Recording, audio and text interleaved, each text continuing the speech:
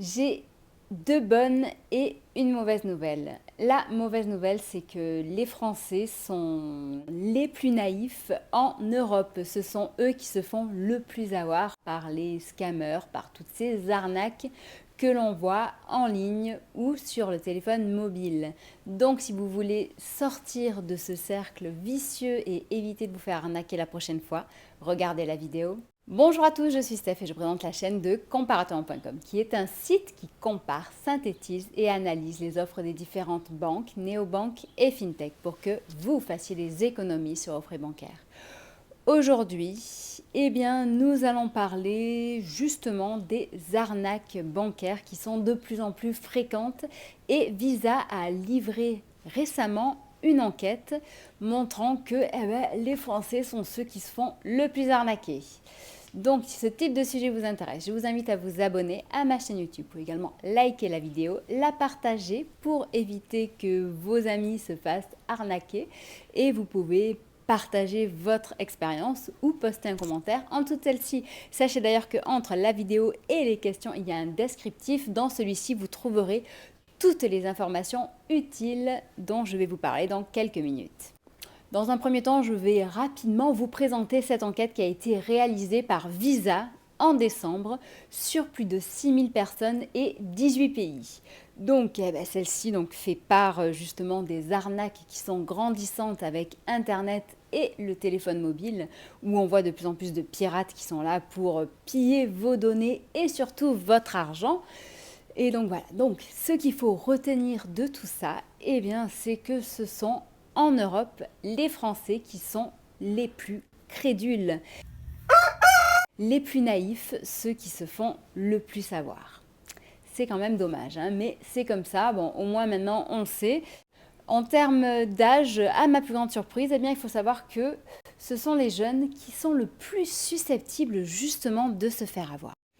Concernant les pièges les plus courants, sachez que ceux où les Français plongent tête baissée, ce sont les SMS ou les emails que l'on reçoit, où on va leur demander dans toute urgence de rapidement se connecter à leur compte et de modifier les identifiants ou de rapidement, mais vraiment en urgence totale, d'envoyer les codes d'accès ou le numéro de compte avec tout ce qui va avec à une adresse afin que la personne rectifie ou fasse une action sur ce compte qui est très urgente. Donc ça, c'est la première action et le premier piège dans lesquels on tombe. Et le deuxième, il concerne plutôt les bonnes nouvelles, c'est-à-dire par exemple, on vous annonce que vous avez gagné quelque chose et que pour le recevoir, vous devez faire telle ou telle action ou que l'on va vous donner quelque chose qui vous est dû et de nouveau, pareil, vous allez devoir donner vos coordonnées bancaires, vos identifiants et tout ce qui va avec.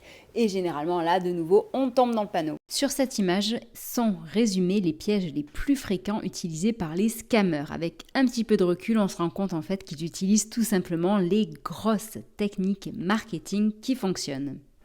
Autant avant, certes, on pouvait compter sur l'orthographe pour justement arriver à distinguer les pirates de ceux qui ne le sont pas, c'est-à-dire de vrais établissements bancaires ou de vrais fintech. Mais maintenant, les pirates, ils ont de super outils. Et en plus, maintenant, les fintech et banques utilisent souvent soit des stagiaires, soit des personnes qui sont mauvaises en orthographe. Donc au final, l'un dans l'autre, l'orthographe n'est plus trop un critère pour savoir si oui ou non il s'agit d'une arnaque. Donc cependant, voici quelques pistes pour éviter de tomber dans ce panneau.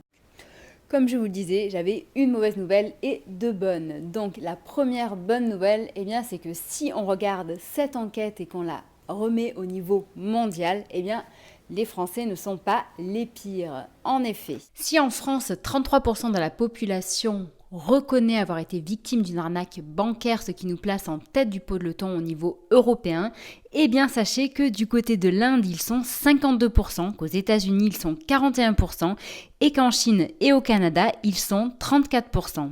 Juste un petit peu au-dessus des Français. Donc ouf, ça va, l'honneur est sauf. Mais bon, pour ce qui est de l'Europe, on est quand même au-dessus des autres. L'autre bonne nouvelle, c'est que si je fais cette vidéo, généralement, j'essaye de vous apporter des solutions, des réponses à vos problèmes. Et donc, j'ai déjà fait quelques vidéos à ce sujet, mais je me devais en ce début d'année de vous titiller de nouveau en vous disant que vous êtes peut-être un peu plus naïf que les autres et surtout vous donner les solutions pour éviter de vous faire avoir et surtout que faire si jamais il est déjà trop tard. Avant toute chose, pourquoi que ce soit, quand on vous demande de payer, quand vous recevez une facture, que ce soit par email, SMS ou papier, posez-vous, prenez votre temps. Quand on vous demande de donner des informations confidentielles et précieuses, faites-le également. Vous ne pouvez pas faire confiance aujourd'hui aux messages que vous recevez. Vous ne voyez pas qui en est l'émetteur. Vous ne voyez pas cette personne-là avec son petit bonnet. Bref, donc posez-vous, prenez votre temps. Vérifiez l'URL, vérifiez l'origine du message. Ne partagez pas de messages, de photos, de PDF quand vous les recevez, surtout s'il s'agit de messages douteux. Et pensez bien aussi à activer les notifications pour être informé dès qu'il y a un retrait, un paiement qui sera fait sur votre ou vos banques. Maintenant, regardons ce qu'il faut faire s'il est déjà trop tard, c'est-à-dire si vous êtes tombé dans le piège de l'arnaque. En cas de fraude ou d'arnaque, la première chose à faire, bien entendu, c'est urgent et hyper important de faire au plus vite opposition à la carte bancaire. Pour ceux qui ont des fintech récentes ou des applications qui le permettent, vous pouvez également, dès que vous avez votre compte qui a été piraté ou votre carte, si jamais vous avez la chance que ce ne soit que la carte, eh bien vous pouvez bloquer la carte bancaire, bloquer les paiements en ligne, bloquer les paiements physiques si on vous a volé votre carte. Bref, pensez à bloquer la carte et à faire opposition auprès de votre banque. Ensuite, plusieurs options s'offrent à vous. Donc la première, c'est de porter plainte à la gendarmerie la plus proche de chez vous ou alors d'envoyer un courrier au TGI. L'autre option, s'il s'agit d'une arnaque à la carte bancaire, connectez-vous sur le site de l'État qui s'appelle Perceval. Ce site du gouvernement recense toutes les arnaques à la carte bancaire. Cependant, il faudra que vous soyez toujours en possession de votre carte bancaire et que, bien entendu, vous ne soyez pas responsable des achats qui ont été effectués en ligne. Dans tous les cas, l'URL est en dessous de la vidéo. Une dernière chose. Je me dis que si jamais nous sommes les plus naïfs en termes d'arnaque bancaire, nous sommes aussi peut-être les plus manipulables et naïfs d'une manière générale. Donc, dans tous les cas, lorsque vous recevez une information, que ce soit une information même que vous trouvez dans les médias, parfois même malheureusement de notre gouvernement, puisqu'on l'a vu, il arrive que certains parfois se trompent ou parfois mentent délibérément. Je vous apprends rien.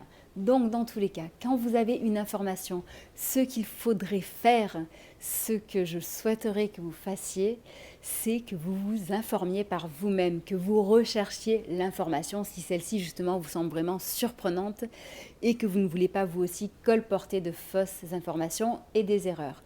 Pensez à bien vérifier et justement vérifier votre source en croisant peut-être avec des sources qui sont différentes de ce que vous regardez d'habitude, histoire de ne pas tomber dans le panneau une deuxième fois.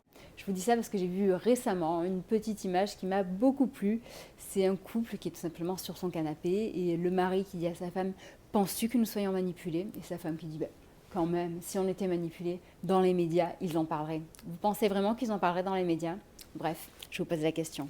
Allez, j'espère que cette vidéo vous a intéressé. J'espère qu'elle vous a aidé potentiellement à ne pas vous faire avoir une prochaine fois. Si jamais vous avez des questions, sachez que nous sommes présents sur Facebook, Twitter, Instagram et LinkedIn pour vous aider à mieux gérer votre argent, à réduire vos frais bancaires et à trouver des solutions pour augmenter votre pouvoir d'achat. Si vous voulez nous aider, sachez que vous pouvez nous noter sur Trustpilot. Il y aura le lien qui est en dessous de la vidéo, de même que le lien justement pour accéder à tous nos classements, que ce soit les classements de la meilleure banque, meilleur rapport qualité-prix, classement de la meilleure assurance habitation, classement de l'organisme qui propose le prêt au meilleur taux en ce moment, ou alors des simulateurs aussi dans tous les types d'assurances possibles et tous les types de crédits. Donc voilà, on est vraiment là pour vous aider. Je vous souhaite une très bonne journée et je vous dis à bientôt, au revoir.